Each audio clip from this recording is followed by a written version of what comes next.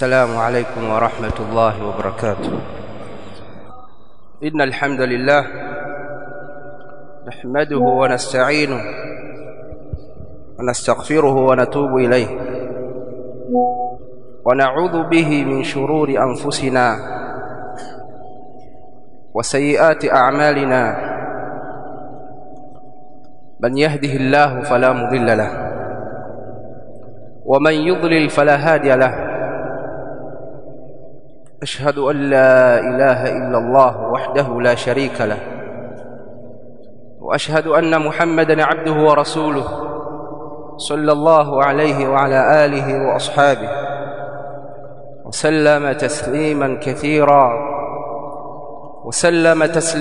كثيرًا أما بعد، فيا أيها الناس، أوصيكم وأوصي نفسي بتقوى الله عز وجل.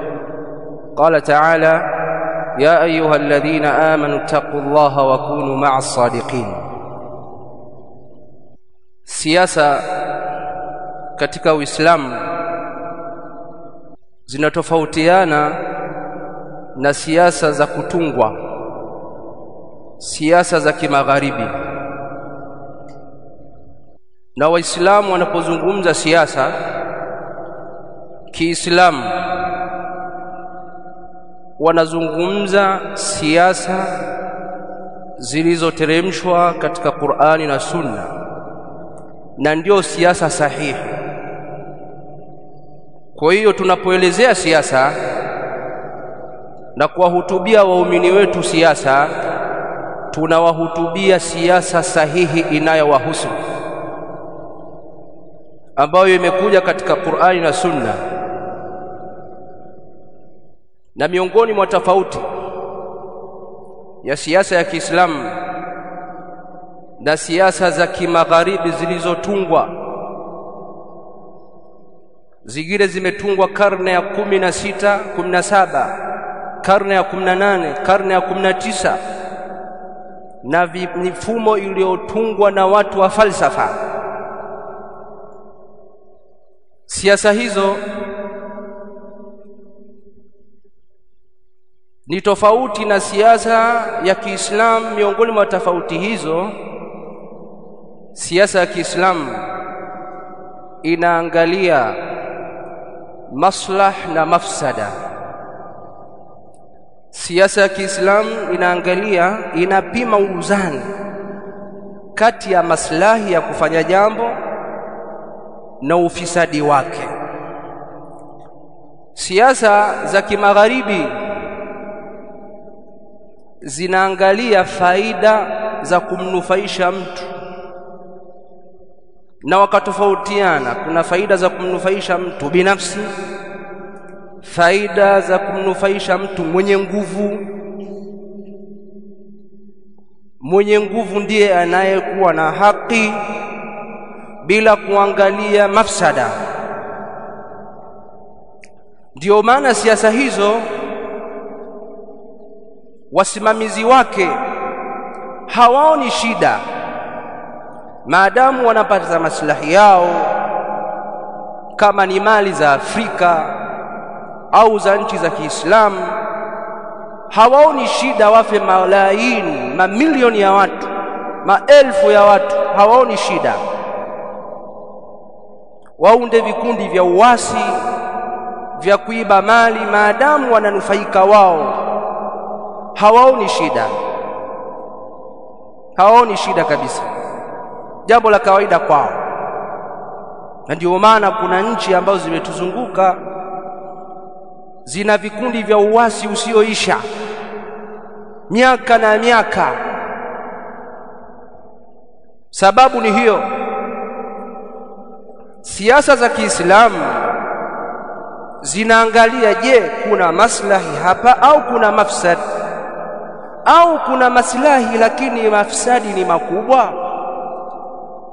Na hii ni kwa sababu siasa ya Kiislamu imekuja kuhifadhi mambo matano. Jambo la kwanza, kuhifadhi dini iwepo isipotee. Jambo la pili, kuhifadhi nafsi, roho za watu zisiondoshwe kwa dhulma, watu wasife hovyo hovyo. Na jambo la tatu, kuhifadhi akili, kusiwe na madawa ya kulevya yanayoharibu vijana, yanayotia wendawazimu vijana na mambo mengineyo. Jambo la nne, hifdhul ird, kuhifadhi heshima za watu. Na jambo la tano, hifdhul mal, kuhifadhi mali. Siasa ya Kiislamu imekuja kwa malengo ya kulinda vitu hivi vitano ambavyo ni vitu vya dharura, vya lazima katika maisha ya mwanadamu. Uislamu umekuja kulinda mambo haya matano kwanza kabla ya chochote. Siasa za kimagharibi mambo haya hawayatambui. Wako tayari kuvunja heshima za watu, watu wafe, dini zipotee, dini za watu zipotee, cha Mungu wa watu upotee, mali zipotee, akili ziharibike, hawajali. Siasa ya Kiislamu ni siasa yenye huruma. Ndio maana katika sheria ya Kiislamu kuna kanuni ambazo zimetoholewa kutoka katika Qur'ani na Sunna. Kanuni hizi ndizo ambazo zinalinda siasa hii safi. Miongoni mwa kanuni hizo ni kanuni inayosema dar'ul mafasidi muqaddamun ala jalbil masalih, kuzuia hatari, kuzuia madhara kunatangulizwa kuliko kupata faida, kuliko kupata yale ambayo mnayapenda ya faida.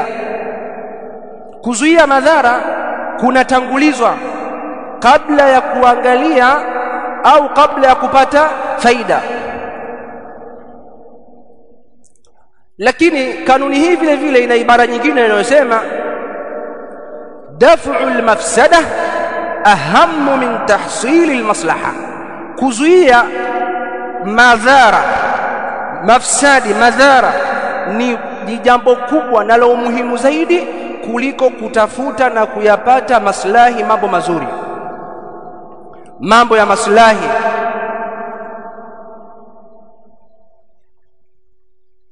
Na ahlul ilmi wamebainisha kanuni hii. Watu wa elimu ya sheria waliobobea katika sheria wamebainisha kanuni hii, wakasema kama alivyosema Al-Izz ibn Abdussalam al-Imam Shafi'i. Al-Izz ibn Abdussalam Shafi'i huyu kama alivyosema idha ijtama'at masalih wa mafasid, yakikutana madhara, yakikutana maslahi na madhara, fa in amkana tahsilu al-masalih wa dar'i al-mafasid fa'alna dhalika, ikiwezekana kupata yale maslah na kuzuia yale madhara, tunafanya hivyo imtithalan li amri Allah ta'ala fihima. Kufanya hivyo ni kufuata amri ya Allah subhanahu wa ta'ala katika mambo hayo mawili aliposema fattaqullaha mastata'tum, mcheni Allah kwa uwezo wenu mnaoweza, kwa kiwango cha juu mnachoweza nyinyi. Kwa maana yale ambayo huna uwezo nayo, huna uwezo wa kwenda hija, ulazimishwe kwenda hija kwa sababu huna uwezo. Huna masharti ya kutoa zaka, ulazimishwe kwa sababu hujatimiza masharti. Hapo ni kuangalia maslaha na mafsada. Anasema wa in ta'azzara ad-dar' wa at-tahsil, na isipowezekana kuzuia madhara na kupatikana maslahi kwa wakati mmoja, anasema fa in kanatil mafsadatu a'zam, ikiwa mafsada yatakuwa makubwa min al-maslaha, ikiwa madhara yatakuwa makubwa kuliko maslaha, dara'na al-mafsada, basi tunazuia madhara. wala nubali bifawati almaslaha, wala hatujali kwamba zile faida yale maslaha tumeyakosa yameondoka, hilo hatulijali. Maadamu madhara makubwa yameondoka, zile faida zile ambazo tumezikosa hatujali. Qala Allah ta'ala, amesema Allah subhanahu wa ta'ala, yasalunaka 'anil khamri wal maisir, wanakuuliza kunako hukumu ya pombe na kamari. Qul fihima ithmun kabir, waambieni katika pombe na kamari kuna madhambi makubwa. Wa manafi'u linnas, lakini pia kuna manufaa kwa watu, wanapata pesa, wanafanya biashara. Wa ithmuhuma akbaru min nafi'ihima, na madhambi yake, kwa maana madhara yake ni makubwa kuliko faida yake, kuliko faida ya kamari na pombe. Na ndio maana Allah akaharamisha vitu hivi viwili, akasema ya ayyuhalladhina amanu innamal khamru wal maisiru wal ansabu wal azlam rijsun min amali ash-shaytan fajtanibuhu la'allakum tuflihun. Akaharamisha vitu hivi viwili baada ya kuwa madhara yake ni makubwa kuliko faida, akaharamisha katika suratul Maida. Ayuha almuslimun,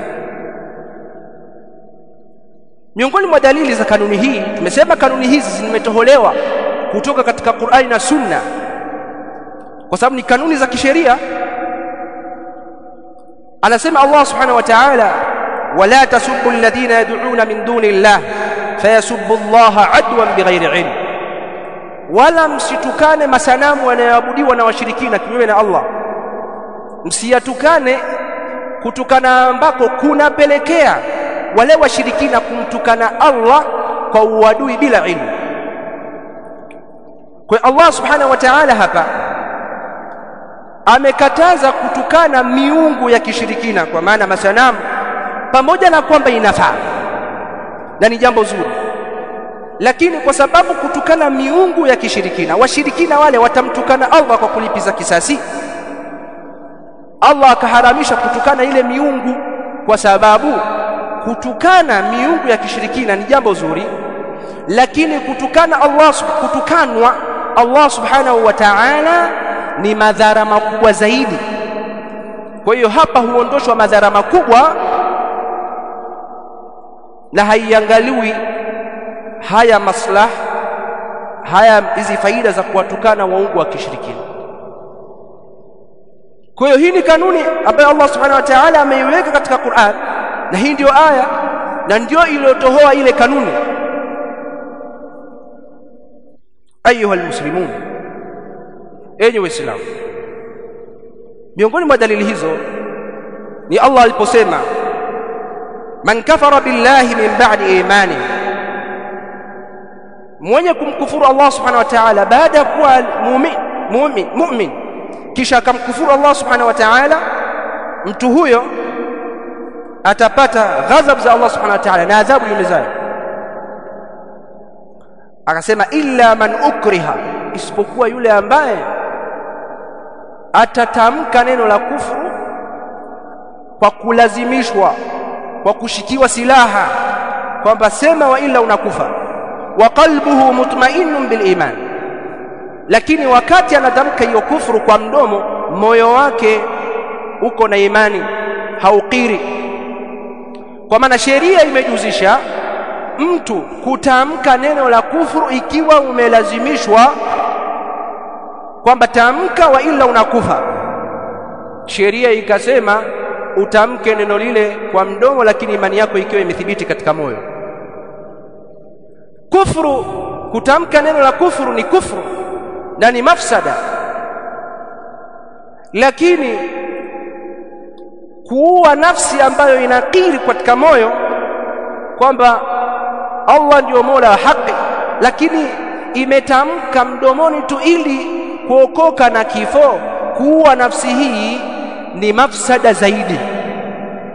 Kwa hiyo hapa sheria ikatanguliza maslahi ya kubakisha hii nafsi kuliko maslahi au kuliko maslahi sheria hapa imekadimisha maslahi ya kuokoa hii nafsi kuliko madhara yatokanayo na kutamka neno kufru mdomoni. Kwa maana hapa kanuni ya kuangalia maslaha na mafsada imefanya kazi. Mafsada ya kuuawa nafsi hii ni makubwa, mafsada ya kuuawa nafsi hii ni makubwa kuliko mafsada ya kutamka lile neno la kufru mdomoni. Sheria imeangalia maslah na mafsada. Ndugu Waislamu, amesema al-Imam Ibn Taymiyyah rahimahullah, wa tamamul wara', hofu kubwa kabisa, hofu iliyotimia, an ya'lama al-insanu khayra al-khayrain, ni mtu kujua kheri zaidi katika kheri mbili. Kuna kheri mbili, halafu kuna moja katika hizo mbili ni kubwa zaidi ya nyingine. Wa sharra ash-sharrain, na shari kubwa katika shari mbili. Wa ya'lama anna ash-shari'ata mabnaha ala tahsil al-masalih wa takmiliha wa ta'til al-mafasid wa taqliliha, na ajue kwamba sheria imejengeka katika kuleta maslahi na kuyatimiza na kuzuia madhara na kuyapunguza. Wa illa faman lam yuwazin ma fi al-fi'li wat-tarki min al-maslahati ash-shar'iyyah wal-mafsadati ash-shar'iyyah wal-mafsadati ash-shar'iyyah faqad yad'u wajibatin wa yaf'alu muharramat. Wa ila yule ambaye atakuwa haliangalii hilo, basi mtu huyo anaweza akaacha mambo ya wajib na akafanya mambo ya haramu. Na vile vile amesema al-Imam Ibn Taymiyyah rahimahullah, laysa al-aqilu alladhi ya'lamu al-khayra min ash-sharr, mtu mwenye akili si yule ambaye anajua khairi kuliko shari, yani si yule mtu ambaye anajua khairi na shari. Wa innamal aqilu alladhi ya'lamu khayra al-khayrain, lakini mtu mwenye akili ni yule ambaye anajua khairi kubwa katika khairi mbili. Wa sharra ash-sharrain, na shari kubwa katika shari mbili. نسأل الله سبحانه وتعالى التوفيق والسداد. إن الحمد لله نحمده ونستعينه ونستغفره ونتوب إليه ونعوذ به من شرور أنفسنا وسيئات أعمالنا، من يهده الله فلا مضل له ومن يضلل فلا هادي له. أشهد أن لا إله إلا الله وحده لا شريك له، وأشهد أن محمدا عبده ورسوله صلى الله عليه وعلى آله وصحبه وسلم. أما بعد، فيا أيها المسلمون، أيها الإسلام، sheria ya Kiislamu kama tulivyoona imeangalia maslaha na mafsada katika kuyaendea mambo katika siasa, bali katika mambo yote, katika da'wa, katika jamii, katika kila kitu. Je, maandamano yana kheri au shari? Maulama wa sheria ya dini yetu wamebainisha na waqi' unaonyesha. amesema al-Imam Ibn Baz rahimahullah, فالنبي صلى الله عليه وسلم مكث في مكة 13 سنة. Mtume صلى الله عليه وسلم amekaa Makka miaka 13 akilingania. Lam yasta'mil mudhaharat wala almasirat, hajafanya maandamano wala kutembea matembezi ya maandamano, hajafanya hivyo. Pamoja kwamba alikuwa amedhulumiwa na ana haki yake anaidai, amezuiwa kuabudu Mtume sallallahu alaihi wasallam, amezuiwa kutangaza dini, kusema la ilaha illa Allah, amezuiwa, lakini hajafanya maandamano. Walam yuhaddid an-nasa bitakhribi amwalihim wa ikhtiyalihim, wala hajatishia watu kuharibu mali zao na kuwaua. Wala shakka anna hadha al-uslub yadhuru ad-da'wata wad-du'at, la shakka kwamba, hakuna shaka kwamba uslubu huu unadhuru da'wa na maduat. Kisha akasema fahum yuriduna al-khayra bihadha al-uslub, wanakusudia khairi kwa uslubu huu, kwamba tunadai haki, tunatafuta haki zetu. Walakin yahsulu bihi dhiddu, lakini kwa uslubu huu kinyume chake ndicho kinachopatikana, nayo ni madhara, hasara kubwa ndio inayopatikana, mali huharibiwa, nafsi hupotea. Qala al-Imam Rabi' bin Hadi rahimahullah, amesema al-Imam Rabi' bin Hadi rahimahullah, falmudhaharat tantawi ala muqaddimat min itharati alahqad, maandamano yanakusanya, yamebeba utangulizi, kunakuwa na utangulizi mbalimbali,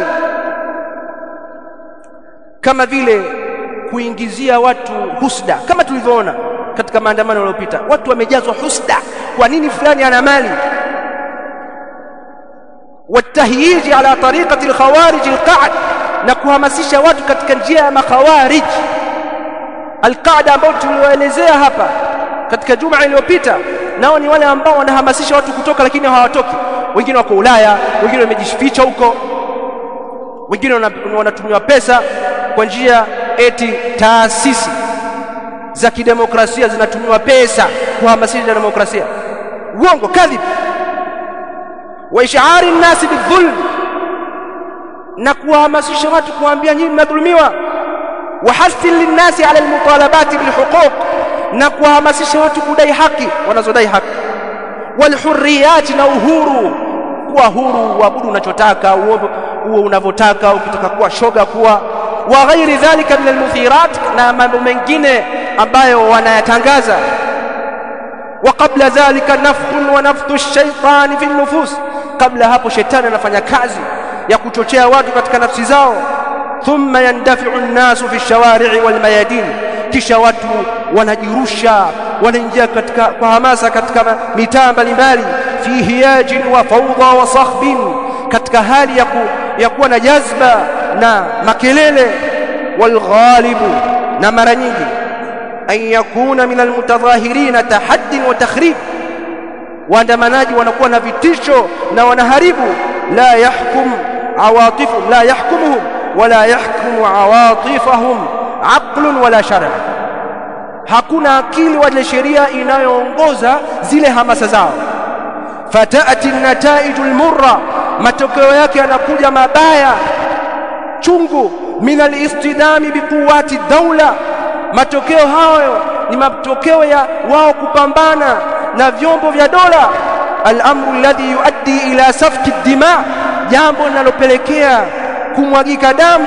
Wa ihdari al-amwal, na mali kuharibiwa, kama tulivyoona magari yamechomwa moto.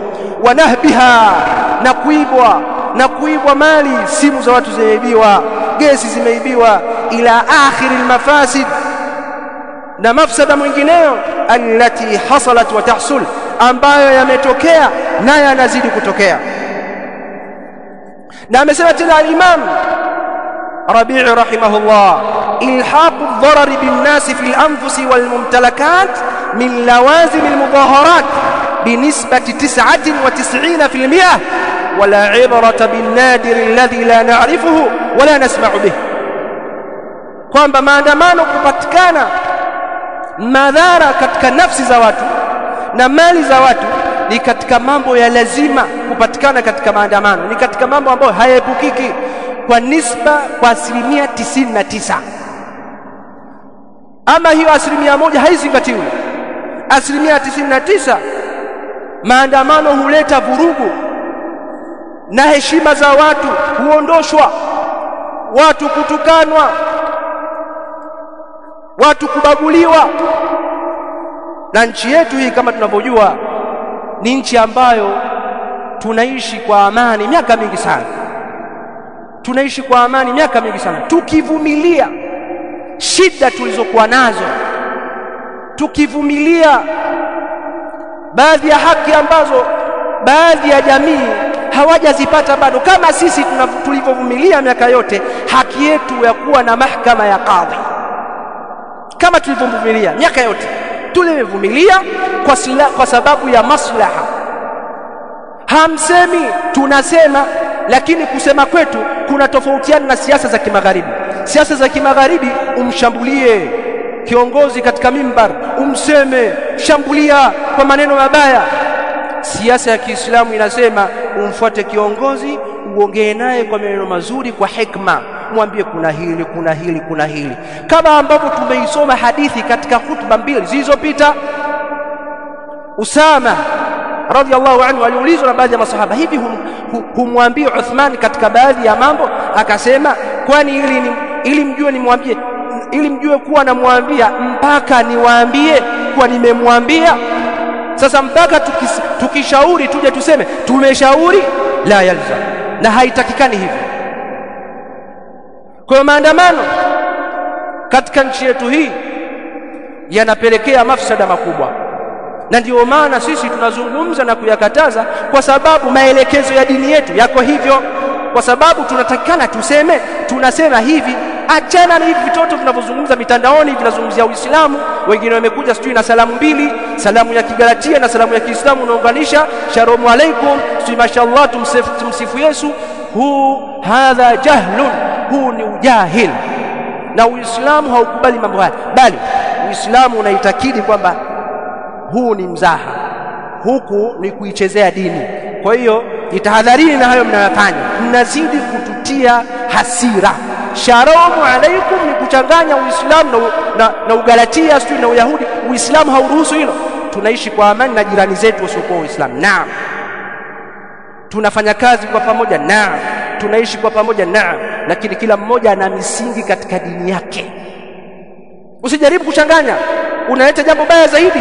Mtume sallallahu alaihi wasallam anasema, man tashabbaha biqaumin fahuwa min, mwenye kujifananisha na watu basi ni katika wao. Man tashabbaha biqaumin fahuwa minhum, mwenye kujishabihisha, kujifananisha na watu katika jambo lolote, la salamu, la maongezi, la mavazi, ukijishabihisha nao wewe ni katika wao. Kwa hiyo achana hizi habari. Jitahadhari ewe Muislamu, kijana wa Kiislamu unaojiita Gen Z, hii haikuhusu. Achana hizi habari, si maandamano, si hayo mambo wanaodai kwamba salamu sijui unaunganisha ionekane ni kitu kimoja, haikuhusu. Achana nayo, unamkufuru Allah subhanahu wa ta'ala. Wanadai Gen Z hawana dini. Nani kakwambia? Gen Z wa Kiislamu wana dini na dini yao ni Uislamu. Gen Z wa Kiislamu wana dini na dini yao ni ya Kiislamu, iliyokataza maandamano, iliyokataza ujinga ho. Kwa hiyo Uislamu unalinda heshima, unalinda nafsi. Lakini watu walioathirika na hii mitazamo hii, siasa za kimagharibi, hawana adabu hata katika mazungumzo, ni wachochezi. Msikiliza huyu askofu mmoja, msikilize, leta, sikiliza huyu anafaa kuitwa mjinga. Huyu anafaa kuitwa mjinga, hana adabu. Sikize. Tunamwambia tu Mama Samia, kama kweli una nia njema ya kuleta maridhiano, kwa hiyo vua hijabu ukiwa kazini, vaa suti ya kike, suti tu kama hivi, ondoa makitambaa ya kuashiria wewe ni dini gani. Hapo tutajua sasa wewe umekuwa rais wetu na una nia njema ya kuleta maridhiano Tanzania. Anamwambia rais, ukiwa kazini vua hijabu. Huyu ni mchungaji, sijui pastor, sijui dude gani. Anamwambia rais, ukiwa kazini vua hijabu. Amri, ukosefu wa adabu, ujinga. Yani rais avae wanavyotaka wao. Wanataka kumpangia rais jinsi ya kuvaa, watamwambia uvae kimini, watamwambia uvae kadha. Jahil murakkab, jinga wa kiwango cha mwisho kabisa. Hawa ndio waandamanaji ambao wanasema wanaandamana tarehe 9, ndio hawa. Dhahir wanatetea haki yako wewe, uhakika ni chuki kwamba rais, kwa nini miongoni mwa chuki zao, kwa nini rais anavaa hijabu? Hebu angalia sasa, ikiwa wanachukia rais kuvaa hijabu, itakuja kuwa wewe kupata mahakama ya kadhi. Anasema Allah subhanahu wa ta'ala, wanatamani wale ambao wamekufuru, laiti kama na nyinyi mtakufuru mwe sawa. Na anasema Allah, ya ayyuhalladhina amanu la tattakhidhu bitanatan min dunikum la ya'lunakum khabala. Almuhimu aya ni nyingi. Hasa watu kama hawa ndio waandamanaji. Dhahir wanadai haki, chini nyuma ya pazia wana kitu kingine wanachokitafuta. Sasa wewe ingia kwenye mtego, shauri yako. Unatoka katika taa ya Allah subhanahu wa ta'ala, na vile vile unajiweka, unajifananisha na makufar, na ukifa katika hali, ukifa umetoka katika Uislamu, khalidun mukhalladun fi nar, ni motoni milele. نسأل الله سبحانه وتعالى التوفيق والسداد. اللهم ربنا آتنا في الدنيا حسنة وفي الآخرة حسنة وقنا عذاب النار. صلى الله على نبينا محمد وعلى آله وصحبه.